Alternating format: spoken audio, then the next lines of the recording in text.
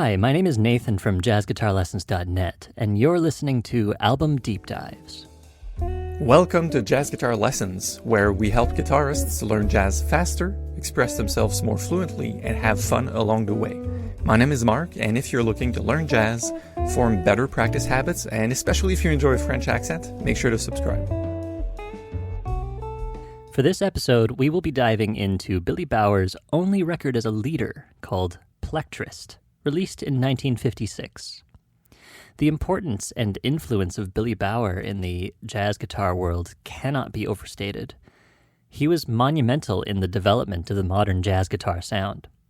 Let's discuss his background a bit deeper in order to shed some light on the matter. Billy was born in the Bronx in 1915. He started his musical journey playing the banjo and transitioned to the guitar in the early 1930s. His first important gig was to play guitar for the Woody Herman's First Heard band. This band was extremely famous at the time, and all of its members went on to become renowned jazz figures in their instruments. Once the group disbanded in 1946, he joined Lenny Tristano's group. If you haven't heard about the Tristano School of Jazz, I would strongly encourage you to learn about it. Lenny Tristano was an immensely influential figure in jazz history. His playing and approach was ahead of his time, and he was one of the pioneers of the freer side of jazz that would eventually gain more force with Ornette Coleman in the 1960s. Billy Bauer became a very close associate of Tristano's, and he appeared in most of his work from 1946 to 1949. Although Billy was never a student of Tristano, like most of the musicians that ended up playing with him, he certainly learned some valuable lessons from him, and this period was very important in Bauer's development. Perhaps the most innovative contribution that Billy developed during this time was his comping approach. He recalls that Lenny would tell him not to play the melody and not to play rhythm either. This left Billy Bauer with pretty much nothing to work with, aside from the fact that Tristano would just go in and out of functional harmony as he pleased. So he was forced to develop a new approach to comping. He started to fill in the spaces that Lenny left with small melodic phrases and chords here and there. This was the start of the developing of modern comping and would have a huge influence in the sound of Jim Hall, and later on Larry Coryell, Kurt Rosenwinkel, Bill Frisell, and pretty much every modern jazz guitar player. Although Billy always considered himself as a sideman, so much so that he titled his self-published autobiography Sideman, Plectrist shows some extraordinary work as a leader. The band features Billy on guitar, Milt Hinton on bass, O.C. Johnson on drums, and Andrew Ackers on piano. By the time this record was released, in 1956, Billy had already developed his own sound, and although his time with Tristano had a big influence on him, we hear something quite distinct from Lenny's thing in this record.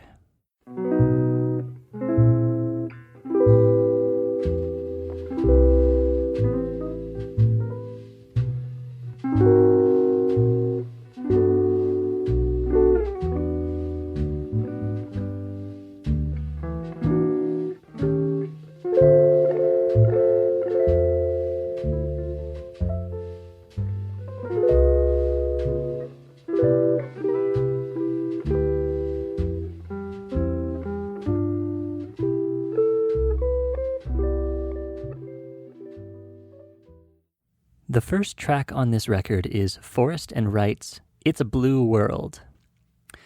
It's interesting to notice that Bauer plays chord melody throughout the entire tune, even when he has a piano player to back him up. His approach on this tune reminds me of the legendary guitarist George Van Eps. The way he's voice leading from chord to chord and his harmonization of almost every note he plays indicates that he had an impressive control over the fretboard. In fact, Billy took a few lessons with Alan Roos around 1941, a former student of George Van Eps, right after joining Carl Hoff's orchestra. Bauer tells that by that time, he really needed to step up his reading because the charts were very challenging in that group. This is why he asked Roos for help, and his lessons were based on Van Eps's harmonic method.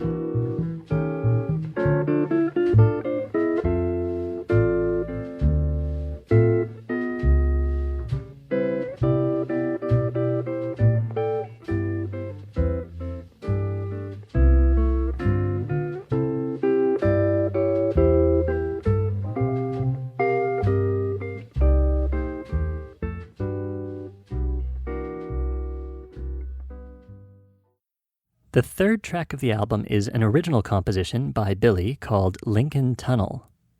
Billy navigates this tune fantastically. He phrases the bebop melody almost like a horn player, adding lots of different articulations and dynamic changes. His solo shows off his deep knowledge of the bebop vocabulary, but still maintains his unique voice with the instrument.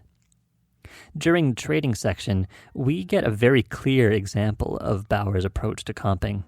It's really interesting to hear how modern he sounds and to recognize just how much influence this innovative approach would have in the future.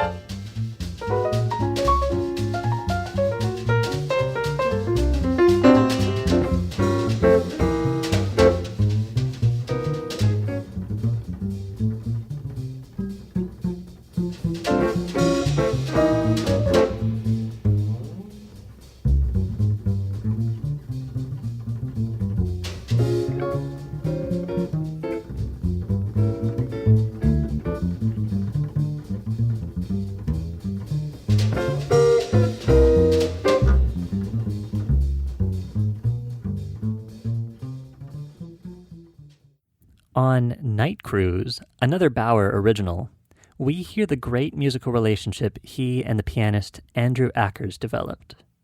It's unusual to include another chordal instrument on a guitar-featured record. It's quite challenging to make things sound good with piano and guitar playing together due to their very similar registers and percussive characteristics. They tend to step on one another when they play together. But Billy was quite used to trying to make things work with a piano due to his vast experience with Lenny Tristano, and this might be one of the reasons why Ackers is present in this recording. Apart from this, Billy states that he thoroughly enjoyed playing with Ackers because he accompanied him really well, never getting in his way, but making him feel comfortable and supported.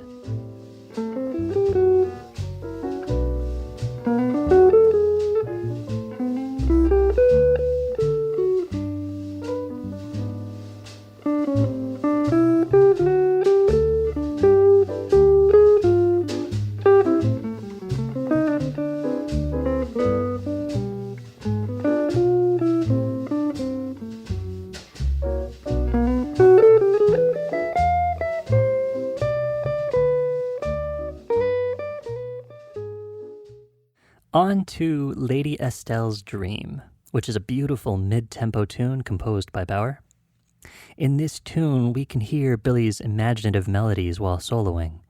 It's also a refreshing composition due to its changes between a Latin-inspired feel and a half-time swing feel.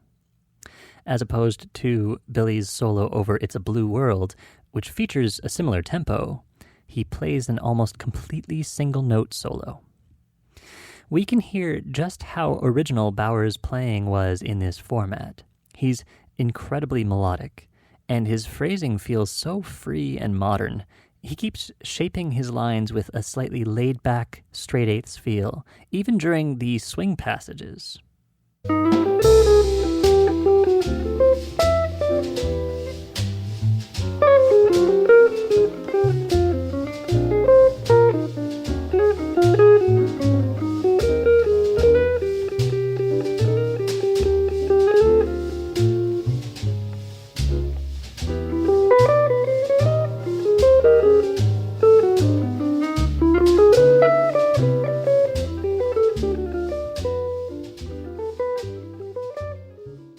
This trio's rendition of Cole Porter's You'd Be So Nice to Come Home To might be the most bop-oriented track on the record.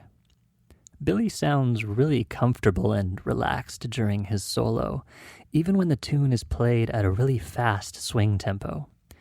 You can really hear Charlie Christian's influence in his lines, but it's also clear that Bauer never intended to emulate Charlie. This track also reminds me of Jim Hall's version of this tune on his 1975 album Concerto. Even though Billy's version is a lot more bop-oriented, their melodic approaches and sound are similar, and we can clearly hear Bauer's influence on Jim Hall.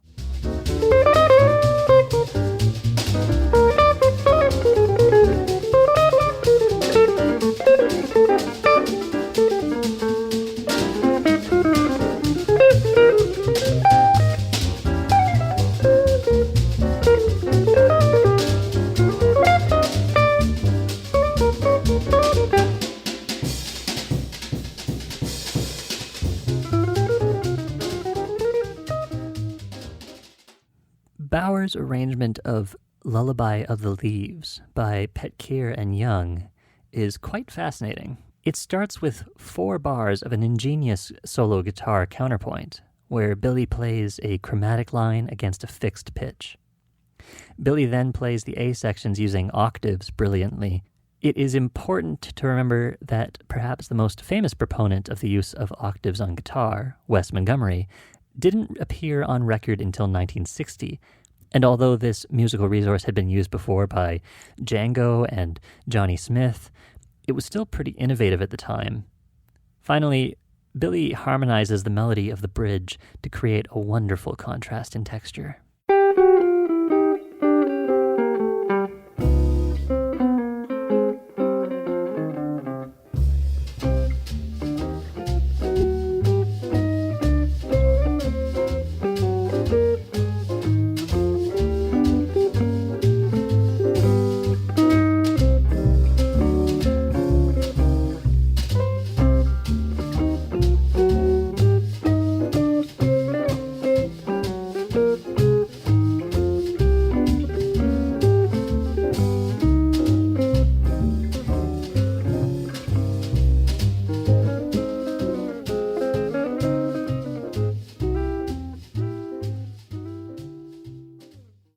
To end the record, we get the treat of listening to Billy Bauer's exploratory spirit in his original composition, Blue Mist. It's a wonderfully complex tune with obscure chord substitutions and a varied range of textural techniques. He strums and arpeggiates chords, uses harmonics, and plays some contrapuntal lines to maintain the listener on the edge of their seat, wondering what's coming next. It is an extraordinary example of Billy's love and understanding of complex harmony, together with his melodic imagination and originality.